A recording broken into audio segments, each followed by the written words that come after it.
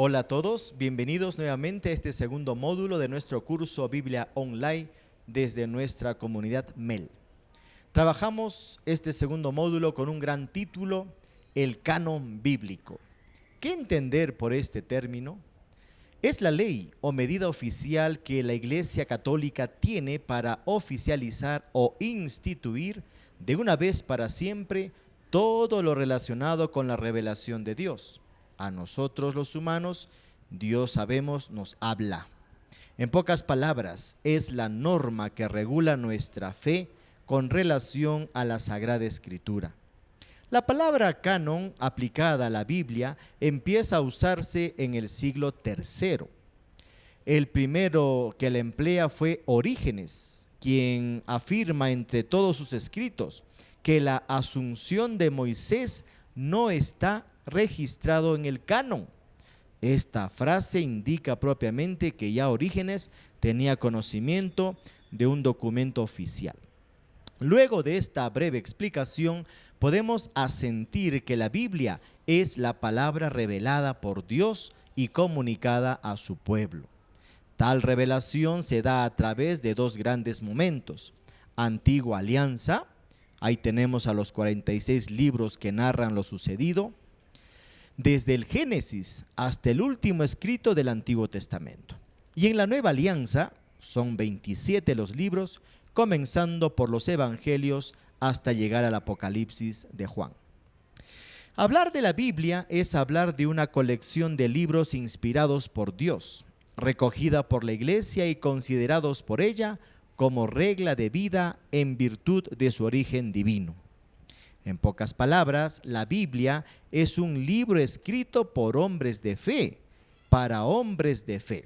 Solamente se entiende entonces la Biblia si tenemos fe. De lo contrario, será un libro más. Permíteme explicarte de otro modo qué es el canon bíblico. Imagina que tú y otro, y entre otros ciudadanos, tienen un problema X, y cada quien da su argumento. Ambas partes quedan confundidas, no hay acuerdos, cada uno jala agua a su molino, hay intereses de por medio. Entonces, ¿qué hacemos frente a esta situación? Lo lógico, acudir a un tercero para definir, normar y dar por concluida tal problema. La decisión de esta tercera parte pone orden de manera definitiva al problema. De este modo podemos decir que la sentencia, esa definición dada por esta tercera parte, es sinónimo de canon, porque ha definido, ha dado solución, ha aclarado a ambas partes el bien para los dos, les dio luz y a partir de ella hacen las paces y viven mejor. A esto entonces llamamos canon. La Iglesia en sus primeros siglos se preocupó para que todos entiendan, comprendan y vivan en armonía respecto a la revelación. Pues este ejemplo nos ayuda a entender que en los primeros siglos de nuestra era cristiana, incluso antes, los judíos y cristianos tuvieron dificultades para definir de los muchos escritos sobre Dios o el Mesías, los profetas, la Tanakh, que es el Antiguo Testamento, aquellas interpretaciones de parte de los maestros de la ley, etcétera, etcétera. ¿Cuál de todas se podría entender como palabra de Dios? ¿Como verdadero, inspirado para el bien de todos, sin malicia y que forme parte de la comunidad? Ese era el problema de los primeros siglos. Del mismo modo sucede con el Nuevo Testamento. Aparecen escritos apócrifos con tendencias platónicas, gnósticas, epicúreas, materialistas, espiritualistas, es decir, que se van por las tangentes. Quieren unos exaltar la divinidad de Jesús y otros quieren ridiculizar la divinidad de Jesús. Todas ellas desprestigian, malentienden la encarnación de Dios. De este modo se definen para la Iglesia Católica 73 libros inspirados, 46 del Antiguo Testamento y 27 del Nuevo Testamento.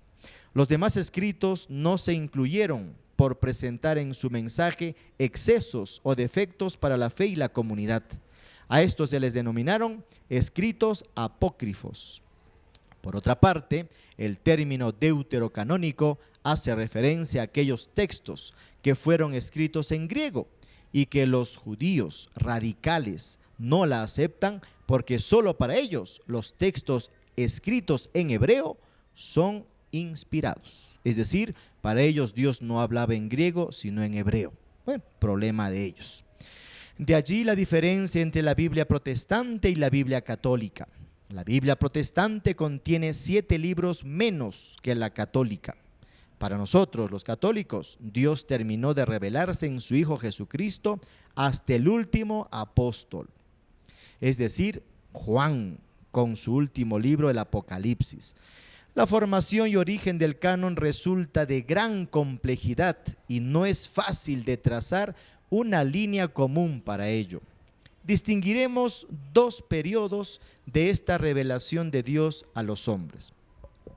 Un primer periodo la denominamos los inicios, los orígenes, es decir, los primeros siglos, del año 0 de nuestra era hasta el año 200. Y la segunda parte o el segundo periodo, la continuación, los siglos 3 al 5. Definitivamente todos los libros del Nuevo Testamento fueron escritos en la segunda mitad del siglo I. Repito, los libros del Nuevo Testamento se escribieron entre los años 50 al 100 de nuestra era cristiana. Muy bien, al principio cada comunidad poseía solo un escaso número de escritos, ya que casi todas estaban dirigidas a comunidades particulares. Por ejemplo, tenemos romanos, tesalonicenses, gálatas, corintios, etc. O incluso a una persona, Filemón, Tito, Timoteo.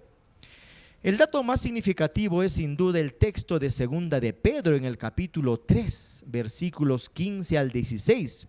Dice textualmente: todas las cartas del queridísimo hermano Pablo, lo que supone que existía una colección de esos escritos del Nuevo Testamento. Sabemos bien que el primer escrito es a Tesalonicenses. En el siglo II se observan a grandes escritores cercanos a los apóstoles. Ellos comentan, ordenan e interpretan lo que ya existía.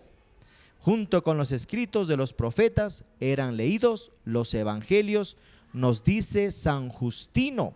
Es el más significativo escritor quien afirma que en la liturgia eucarística ya se tenía conocimiento de los evangelios. Y estamos hablando del año 165 promedio, San Justino. Usted se estará preguntando a estas alturas, ¿y con qué criterio seleccionaron los escritos y dieron a toda la humanidad esto de palabra de Dios? ¿Cómo han hecho? Vamos a tener que opinar, comentar sobre algunos criterios relacionados entre sí. Mencionamos 3: los externos, los criterios internos y los eclesiales. Los criterios externos se relacionan con los testigos oculares, es decir, con los mismos apóstoles y su legado como la antigüedad de los escritos, la aprobación de la comunidad, la ortodoxia, es decir, la correcta interpretación, lectura y pensamiento, y la relación, por supuesto, y armonía con otros escritos. Estos son los criterios propiamente externos. Los criterios internos son los ofrecidos por el mismo libro sagrado y reconocidos por la experiencia neumatológica, es decir, en unión con el Espíritu Santo y todo el sentir de la comunidad. Ese es el consensus fide. La Iglesia finalmente presenta los criterios eclesiales. Tienen que ver con la familiaridad, la recepción o aceptación por parte de todos los fieles, el empleo litúrgico y la venia, el permiso, la autorización por parte de la autoridad respectiva, es decir, los obispos. A finales del siglo II, el canon bíblico del Nuevo Testamento estaba prácticamente definido y existía un consejo unánime sobre toda la composición y mensaje de los libros que hoy en día nosotros lo leemos en nuestras Biblias católicas.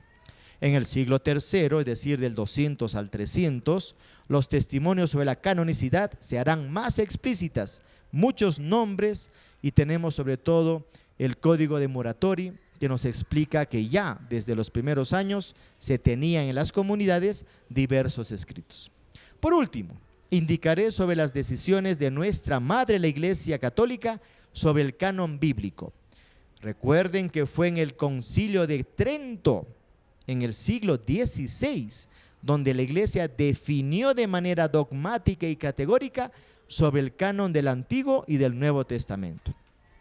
Por supuesto que esta definición tuvo sus antecedentes en concilios pasados, como el de Hipona, Cartago, los siglos IV y V, el concilio de Florencia más adelante en el siglo XV.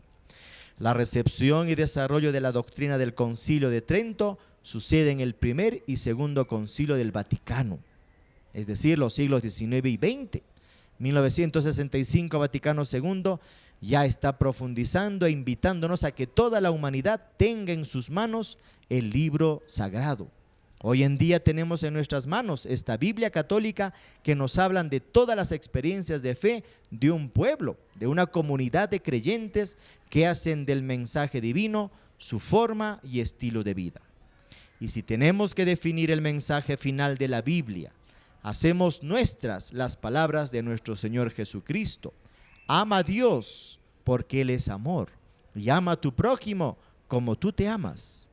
Gracias por su atención y están invitados a profundizar este lindo documento que nos abre la vida para tener ese orgullo, esa alegría de ser amados por Dios. Bendiciones a todos los presentes. Hasta la próxima oportunidad.